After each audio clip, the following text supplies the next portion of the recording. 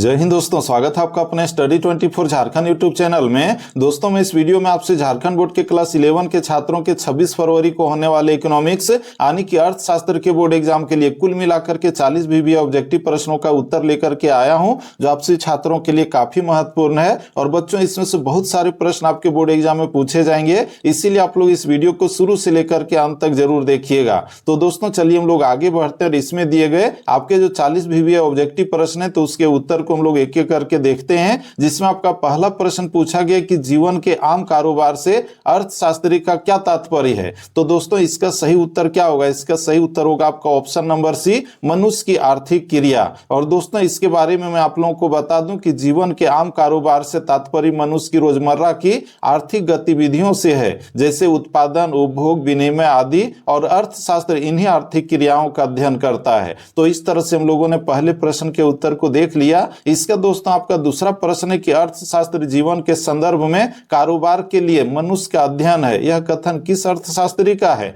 तो दोस्तों ये जो कथन है ये अल्फ्रेड मार्शल का है, जो आपका ऑप्शन नंबर सी में दिया गया है। इसका दोस्तों आपका तीसरा प्रश्न पूछा गया कि सांख्यिकी का प्रयोग किया जाता है किसमें? तो यहाँ पर जो आप लोग ऑप्शन नंबर ए में देख रहे हैं व्यवसायियों द्वारा, ये सही है। बी में दिया गया वैज्ञानिकों के द्वारा, ये भी सही है। और सी में दिया गया अर्थशास्त्रियों द्वारा, ये भी सही है। यानी कि इसका सही उत्तर होगा ऑप्शन नंबर डी, उपर्युक्त सभी के द्वारा। इसका दोस्तों आपका जो अगला प्रश्न पूछा गया कि निम्नलिखित में से किसके द्वारा आपको गुणात्मक आंकड़े उपलब्ध होंगे? तो यहां पर जो आपको ऑप्शन दिया गया इसमें सही उत्तर होगा आपका ऑप्शन नंबर डी, बुद्धि के द्वारा। गुणात्मक आंकड़े यानी कि गुण पर आधारित होते हैं और बुद्धि को संख्या में नहीं नापा जाता, बल्कि उच्च, माध्यम, निम्न जैसे वर्गों में रखा जाता है। तो इस तरह से हम लोगों ने इस प्रश्न के उत्तर को भी देखा, जिसका सही उत्तर होगा ऑप्शन नंबर डी।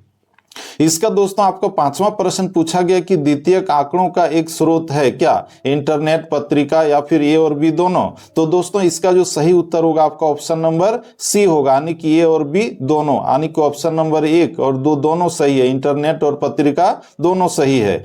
इसका अगला प्रश्न है कि एक श्रेष्ठ प्रश्नावली के गुण है क्या? ऑप्शन नंबर ए में दिया गया सरलता, बी में प्रश्नों का उचित क्रम और सी में प्रश्नों की सीमित संख्या और डी में दिया गया इनमें से सभी। तो दोस्तों इसका सही उत्तर होगा ऑप्शन नंबर डी, इनमें से सभी। यानी कि अच्छी प्रश्नावली सरल, क्रमबद्ध और संक्षिप्त होनी चाहिए। इसका सातवां प्रश्न है कि भारत में जनगणना का कार्य किस संस्था के द्वारा होता है? तो दोस्तों यह जो कार्य है राष्ट्रीय प्रतिदर सर्वेक्षण संगठन द्वारा होता है, यानी कि इसका सही उत्तर होगा ऑप्शन नंबर ए। इसका दोस्तों आपका आठवां प्रश्न है कि संगणना विधि है क्या? मितव्ययी, उपर्युक्त जहां अनुसंधान विस्तृत हो, सी में इकाई एकरूप न हो और डी इनमें से कोई नहीं। तो दोस्तों इसका जो सही उत्तर होगा ऑप्शन नंबर डी होगा, इनमें से कोई नहीं। यानी कि संगणना विधि महंगी और समय लेने वाली होती है, इसीलिए दिए गए विकल्प उपयुक्त नहीं है। इसका दोस्तों आपका अगला प्रश्न है कि भारत में जनगणना होती है कितने वर्षों में? तो दोस्तों भारत में जो जनसंख्या की गिनती की जाती है प्रत्येक 10 वर्षों में की जाती है। और आप लोगों को पता ही होगा कि भारत में जो पहली जनगणना हुई थी वो हुई थी 1872 में, लेकिन वो जो है नियमानुसार नहीं हुआ था। और जो विधि पूर्वक कहा जाए तो 1881 ईस्वी में पहली बार भारत में जनगणना की गई थी अंग्रेजों के द्वारा। इसका दोस्तों हम लोग आगे बढ़े तो आपका जो अगला प्रश्न पूछा गया है कि एक वर्ग की निचली और ऊपरी सीमा का अंतर कहलाता है, क्या कहलाता है? ये जो आपका बारंबारता से प्रश्न पूछा गया है, तो इसको कहा जाता है वर्ग अंतराल, जो आपका ऑप्शन नंबर ए में दिया गया, यानी कि उच्च सीमा घटा निम्न सीमा। इसका दोस्तों आपका अगला प्रश्न है कि आंकड़ों के गुणात्मक वर्गीकरण का आधार क्या होता है? तो ये होता है ऑप्शन नंबर सी, जो हम लोग देख रहे हैं विशेष गुण, यानी कि गुणात्मक वर्गीकरण में डेटा और गुणों के आधार पर बांटा जाता है। इसका दोस्तों आपका अगला प्रश्न है कि कॉलमों और पंक्तियों के रूप में समंकों की क्रमबद्ध व्यवस्था को क्या कहते हैं? तो दोस्तों उसको कहते हैं सारणीयन। जब आंकड़ों को पंक्तियों और स्तंभों में व्यवस्थित किया जाता है तो उसे क्या कहते हैं? तो उसको कहते हैं सारणीयन। इसका दोस्तों आपका अगला प्रश्न है कि दंडालेख किस प्रकार के चर के लिए बनाए जाते हैं? तो ये बनाए जाते हैं विविक्त चर के लिए, यानी कि ऑप्शन नंबर बी सही होगा। दोस्तों ये जो दंडालेख है सामान्यतः विविक्त आंकड़ों के लिए उपयुक्त होता है। इसका दोस्तों आपका अगला प्रश्न है कि निम्नलिखित में से सतत चर का एक उदाहरण कौन सा है? तो इसका जो सही उत्तर होगा आपका ऑप्शन नंबर सी होगा, एक व्यक्ति की वार्षिक आय। तो दोस्तों इस तरह से अभी तक हम लोगों ने कुल मिलाकर के 14 प्रश्नों के उत्तर को देख लिया है। इसका आपका 15वां प्रश्न है कि माध्य विचलन का मान न्यूनतम होगा यदि उसकी गणना से की जाए, इसकी गणना से की जाए, किससे की जाए? तो इसका सही उत्तर होगा ऑप्शन नंबर डी, माध्यिका से। माध्य विचलन न्यूनतम तब होता है जब इसे माध्यिका से निकाला जाए। इसका दोस्तों आपका अगला प्रश्न है कि आंकड़ा 12, 13, 8, 9, 11, 14 तथा 25 की माध्यिका क्या होगी? तो दोस्तों इसको हम लोग व्यवस्थित ढंग से अगर रखेंगे क्रमबद्ध तरीके से, यानी कि 8, 9, 11, 12, 13, 14 और 25 को, तो इसमें जो माध्यिका निकलेगा सबसे बीच में आपका कौन आएगा? तो 12 आएगा। इसका सॉल्यूशन करेंगे तो क्या आएगा? तो आपका 12 आएगा, यानी कि ऑप्शन नंबर ये सही है। इसका दोस्तों आपका अगला प्रश्न है कि यदि मानक विचलन 32 तथा समांतर माध्य 100 है तो विचरण गुणांक होगा, क्या होगा? तो दोस्तों इसका जो हम लोगों को आंसर निकालना है, सॉल्यूशन करना है, तो सी भी बराबर क्या होगा? 32/100 गुने 100 बराबर 32 हो जाएगा, समझ रहे हैं? यानी कि इसका जो सही उत्तर होगा ऑप्शन नंबर डी होगा, 32%।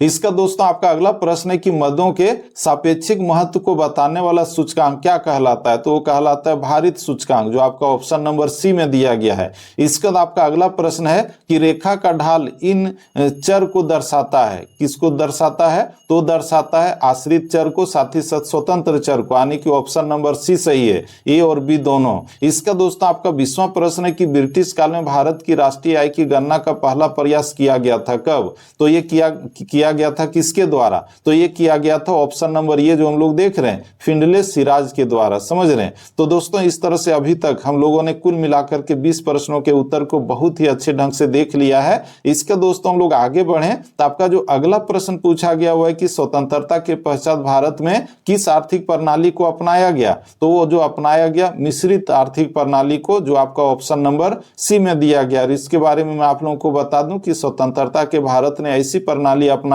जिसमें सरकारी तथा निजी दोनों क्षेत्रों की भागीदारी हो, और इसे मिश्रित अर्थव्यवस्था कहते हैं। इसका बच्चों आपका अगला प्रश्न है कि भारत की अंतिम पंचवर्षीय योजना कौन सी है? तो वो है आपका 12वीं पंचवर्षीय योजना, यानी कि भारत की 12वीं पंचवर्षीय योजना जो 2012 से 2017 तक थी, तो वही अंतिम थी। और इसके बाद योजना आयोग को समाप्त कर दिया गया और नीति आयोग की स्थापना की गई है। इसका दोस्तों आपका अगला प्रश्न है कि निम्न में से कौन सा देश विश्व में कपास का सबसे बड़ा उत्पादक देश है? तो वो है आपका भारत। भारत पूरे विश्व में सबसे अधिक कपास का उत्पादन करता है। इसका दोस्तों आपका अगला प्रश्न है कि विश्व व्यापार संगठन की स्थापना कब हुई थी? तो ये हुई थी 1995 ईस्वी में। वर्ल्ड ट्रेड ऑर्गेनाइजेशन की स्थापना कब हुई थी? तो 1 जनवरी 1995 ईस्वी को।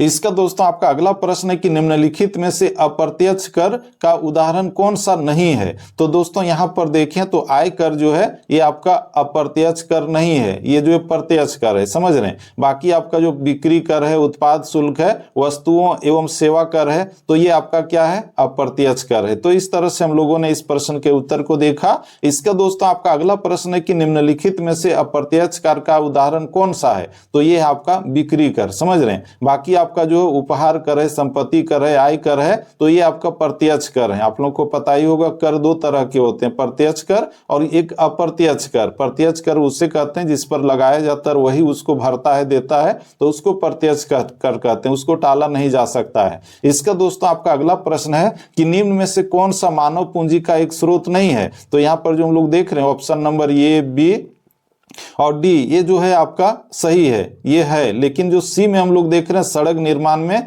निवेश, तो ये जो है आपका मानव पूंजी का स्रोत नहीं है, समझ रहे हैं? यानी कि मानव संसाधन के विकास के लिए जिसका प्रयोग करते हैं तो वो जो है मानव पूंजी का स्रोत कहलाता है। तो सड़क निर्माण जो है ये मानव संसाधन का निर्माण का तत्व नहीं है। तो इस तरह से ऑप्शन नंबर सी सही है। इसका दोस्तों आपका अगला प्रश्न है कि मानव पूंजी निर्माण का स्रोत है कौन? तो वो है आपका शिक्षा में निवेश, स्वास्थ्य में निवेश, कार्य के दौरान प्रशिक्षण, यानी कि उपर्युक्त सभी। ऑप्शन नंबर डी सही है। इसका दोस्तों आपका अगला प्रश्न है कि निम्नलिखित में से कौन सी क्रिया बागवानी के अंतर्गत आती है? तो दोस्तों बागवानी जो है चाय का उत्पादन ये आता है, समझ रहे हैं? बागवानी उसको कहते हैं जिसको एक बार लगाने के बाद 2, 3, 4, 5 साल तक उससे खेती लिया जाता है, समझ रहे हैं? और इसमें और भी उदाहरण अगर देखें तो फल है, फूल है, चाय, मसाला, रबड़, तो ये सब आता है। इसका दोस्तों आपका अगला प्रश्न है कि निम्नलिखित में से कौन सी क्रिया बागवानी के अंतर्गत नहीं आती है। तो यहाँ पर हम लोग देख रहे हैं आपका जो दिया गया फल का उत्पादन ये आता है, चावल का उत्पादन ये नहीं आता है, बाकी मसाले का उत्पादन, चाय का उत्पादन ये भी आते हैं। तो इसका सही उत्तर हो गया ऑप्शन नंबर डी, चावल का उत्पादन बागवानी के अंतर्गत नहीं आता है। इसका दोस्तों आपका अगला प्रश्न है कि निम्नलिखित में से कौन व्यक्ति स्वनियोजित है। तो दोस्तों इसका सही उत्तर क्या होगा, यहाँ जो दिया गया है तो इसमें हम लोग देखें तो ऑप्शन नंबर डी जो हम लोग देख रहे हैं, सीमेंट दुकान का मालिक, समझ रहे हैं, यह जो है स्वनियोजित व्यक्ति है जो स्वयं का व्यवसाय करता है, तो ये स्वनियोजित कहलाएगा। ठीक है।